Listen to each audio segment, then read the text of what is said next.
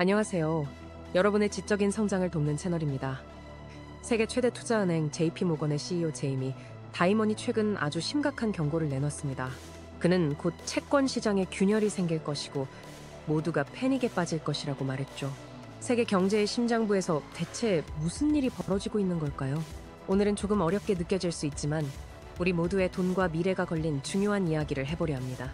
우리가 가장 안전한 투자처라고 믿는 미국 국채, 전 세계 연금과 금융 시스템의 기반이 바로 이 채권 시장입니다. 그런데 이 시장이 흔들리고 있습니다. 채권 금리가 지난 40년 만에 가장 빠른 속도로 치솟고 있거든요.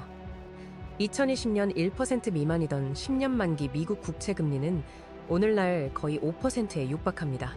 금리가 오른다는 건 그만큼 미국 정부에 돈을 빌려주는 것에 대한 위험 부담이 커졌다고 투자자들이 판단한다는 의미입니다. 왜일까요? 바로 미국의 막대한 빚 때문입니다. 현재 미국의 국가부채는 36조 달러를 넘었고 GDP 대비 부채 비율은 124%에 달합니다. 매년 벌어들이는 돈보다 빚이 훨씬 많은 상태죠.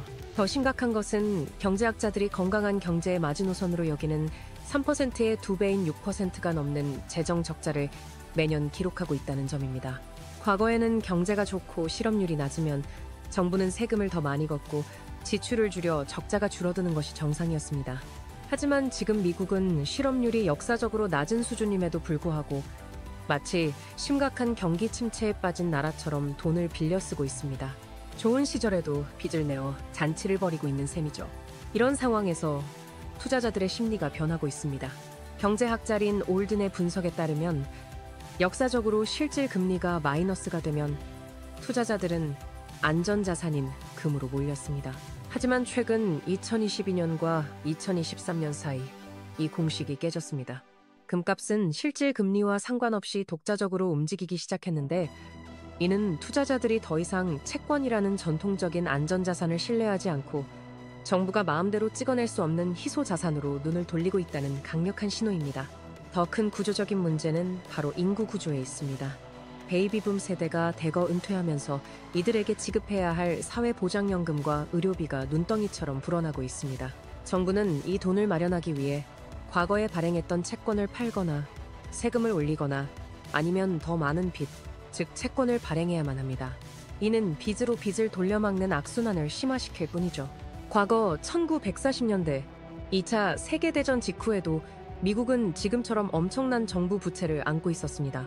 당시에는 인위적으로 금리를 낮게 유지하고 인플레이션을 용인해 빚의 가치를 희석시키는 금융억압 정책으로 위기를 탈출했습니다. 하지만 지금은 상황이 다릅니다. 이미 금리는 매우 낮고 인플레이션은 잡히지 않고 있으며 저출산 고령화로 과거와 같은 강력한 경제 성장도 기대하기 어렵습니다. 과거에 썼던 해결책을 다시 쓸 수 없는 그야말로 진퇴양난의 상황에 빠진 것이죠. 결국 이 모든 이야기는 하나의 결론으로 향합니다. 지금 우리가 사는 금융 시스템은 끊임없이 부채를 늘려야만 유지되는 매우 불안정한 구조 위에 서 있다는 것입니다. 이런 상황에서 제이미 다이먼의 경고는 단순한 엄살이 아닐 수 있습니다. 채권 시장의 작은 균열이 언제든 금융 시스템 전체의 붕괴로 이어질 수 있다는 강력한 메시지인 셈이죠. 이제는 안전자산이라는 고정관념에서 벗어나 이 거대한 부채 시스템에 밖에 있는 자산의 가치에 대해 진지하게 고민해야 할 때입니다. 여러분의 돈을 어디에 두어야 할지 그 어느 때보다 깊은 통찰이 필요한 시점입니다.